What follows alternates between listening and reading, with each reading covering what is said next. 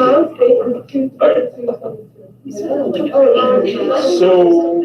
what did we start talking about the other day?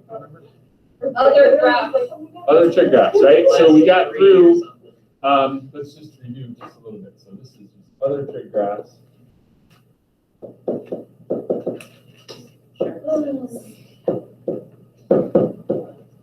So we have sine x, which looks like this. We have cosine x, which looks like this. We have tangent x, which kind of looks like this.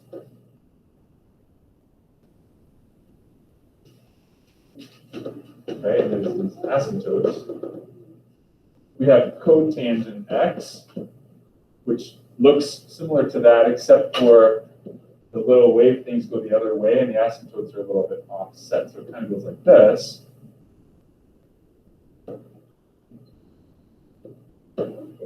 Right, so there's still asymptotes. It goes like that. Right? Then we have secant x, which is the reciprocal cosine. So it has like these like U-shaped asymptotic things that go like this.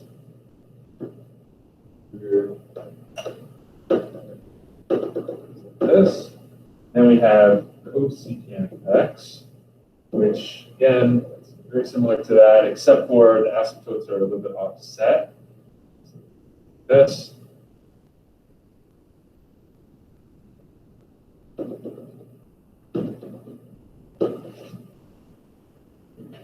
Okay. Any questions about those 6 graphs? Okay, then we started talking about the inverse functions the other day as well. So we got through 2 of those.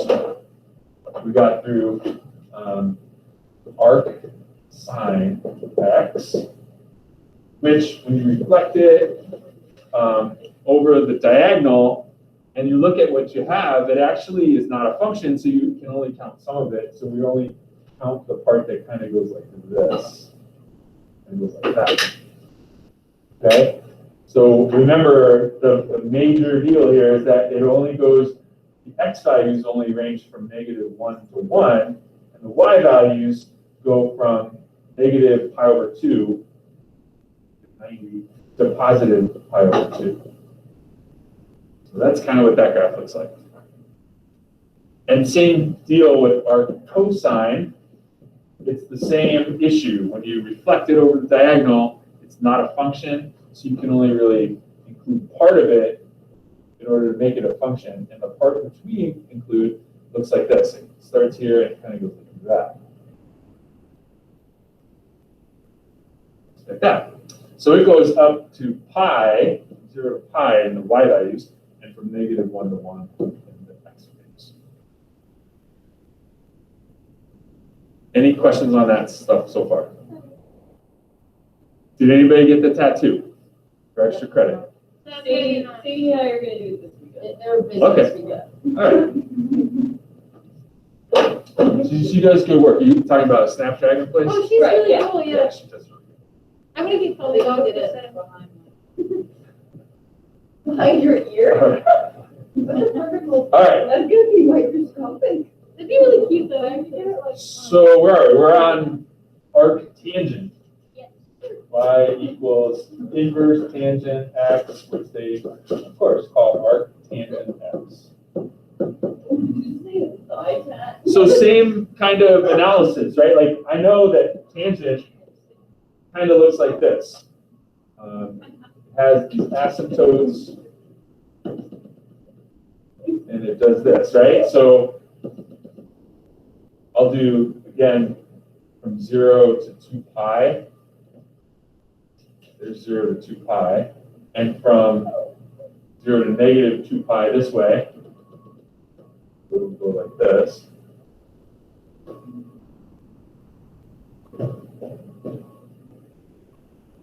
So that's from -2 pi to +2 pi. So here we go. Buckle your seatbelt. If I draw the diagonal in,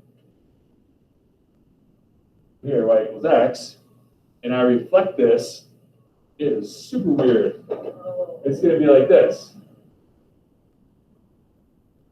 The asymptotes are going to be horizontal, of course, because they were vertical to begin with. And it's just going to be like these sideways things. You just keep the one in the first quadrant, though, right? That's a great question. Hang on a second, let me finish drawing this. Boy, this isn't cluttered looking at all. Yeah, I haven't drawn that. That's a tattoo. Yeah, it is. So this red stuff is y equals inverse tangent x. But if we want to make this a function, what did you say, Bailey? What should we do?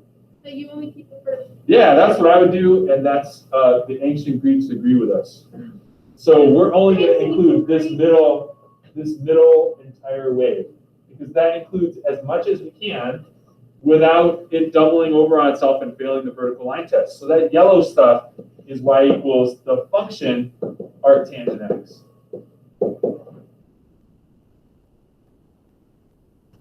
So just think about what its domain and range are. The domain would be all real numbers, right? This goes as far left as you can go, and it goes as far right as you can go. The range would be negative 90 to 90, negative pi over 2 to positive pi over 2. Does that make sense? That's what its domain and range are? Okay. So you only talk about the range of the function. Like you're not Correct. going to talk about the range of the actual function. Correct. Yeah. Yeah. Let's write that down.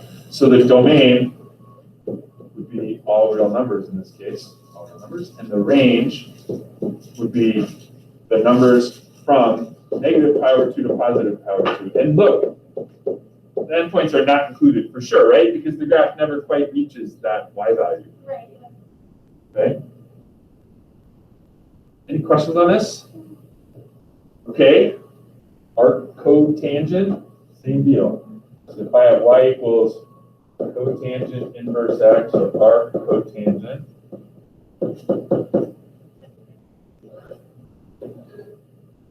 I know what the function looks like. It has asymptotes this, and the graph goes this way, right? So that's 2 pi worth. There's another 2 pi worth.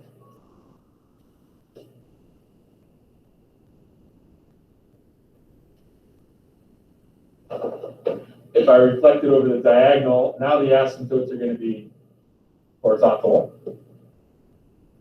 It's like with arctangent.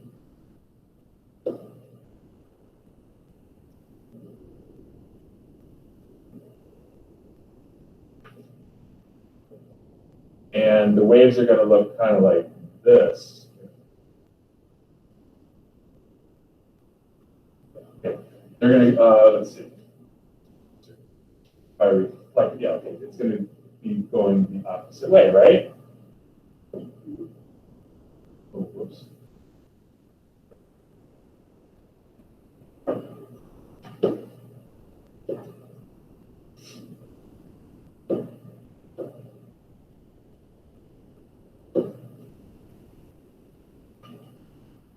Man, I'm getting dizzy. So this would be cotangent inverse x. And if you were president of the world, and you could make decisions like this, what do you think that you would include? Make it a function. One in the positive, Yeah, like this one. Yeah. Totally agree. So this is arc cotangent x. So think about domain and range. The domain would be all real numbers still. What's the range of this one? Going to be 0. Is that 90? Nope. 180, 0 to pi, right? Because these asymptotes in the normal cotangent function occur at 0, pi, 2 pi, 0, Okay. 180, 360. So these asymptotes are also going to occur at 0, pi, 2 pi. So it's from 0 to pi. And again, no endpoints included in that range, right? It never quite reaches there. Everybody understand so far? Yep. 2 more to go. So secant inverse x, or arc secant.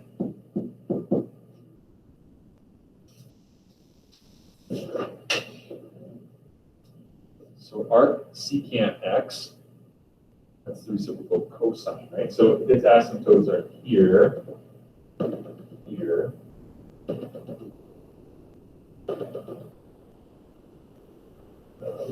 That, right? So if I know that secant itself looks like this, again, I'll just do like up to negative 2 pi and up to positive 2 pi. That kind of looks like that, right?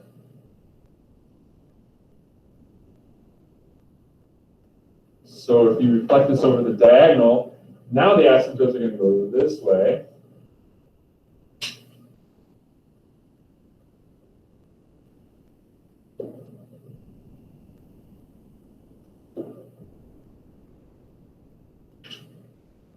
And you're going to have like things that go sideways.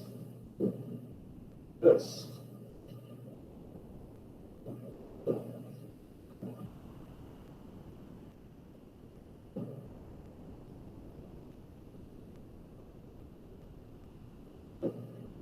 Kind of fun to draw. Actually.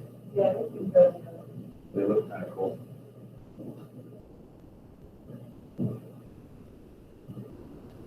So what do you think? What part should we include? That one. This one, so like that and then that. Yeah, I agree. We can't include this whole thing because it would fail the vertical line test, right? Right. So we're going to include from here to there, and then we're going to jump up and include this little piece right here. I did. The big frame one. Does that make sense? Yeah, that makes sense. It's kind of weird, but that's what it is. That's the graph of arc secant. That looks so funky with photos.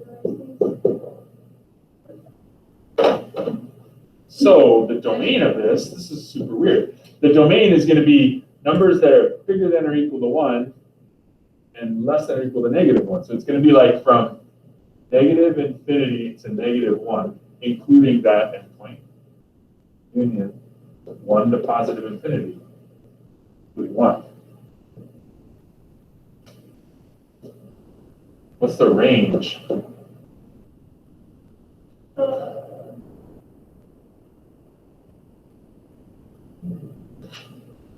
It'd be 0 to 90, Yeah. and then up. Yeah, exactly. It's going to be from 0 to 180, or 0 to pi, just not including 90 degrees. It doesn't include 90 degrees. So you'd say from square bracket, from 0 to pi, union pi to 2 pi. Is that logical? Almost done. Got one more. Aren't you glad I didn't do this all in one day? Yeah, that would have made my brain sad. So cosecant inverse x, or arc cosecant. Oh, I wrote cosine. Arc cosecant. Let's see. X.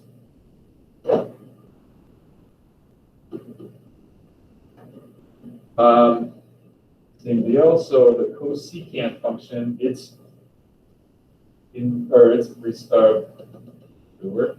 asymptotes are at 180 and 360. It goes like this.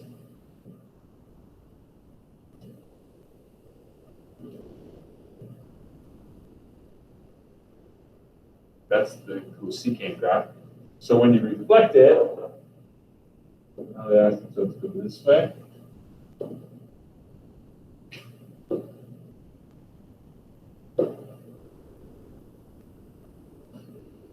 So you get like this.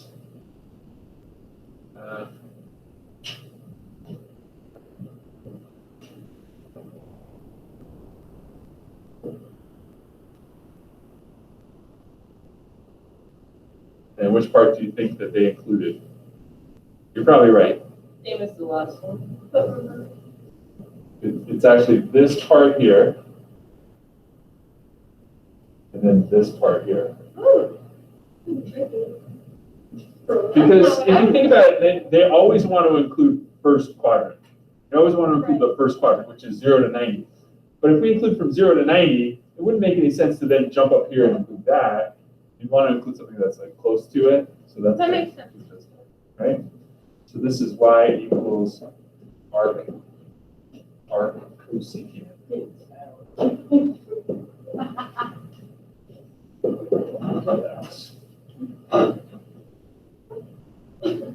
Okay, so bottom line, you just have to be able to, if they give you one of these 10 graphs, right, or 12 graphs actually, including sine and cosine.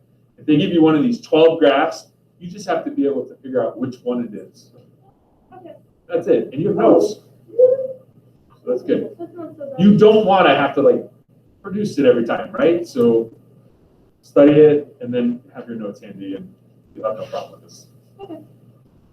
I just didn't want you to think it's like some mysterious thing. It's like, you know, it's logical the way that these graphs are coming up with what they are. That made no sense. But any questions? All right, so the homework is to send out the math and it's just called other and inverse. Did we go through the rate and range on it? I did not write it, but we could. Like the domain would be, again, the same. It's like everything except from -1 to 1. So you'd say from -infinity to -1, including that, union 1 to +infinity. And the range this time, what would be the range?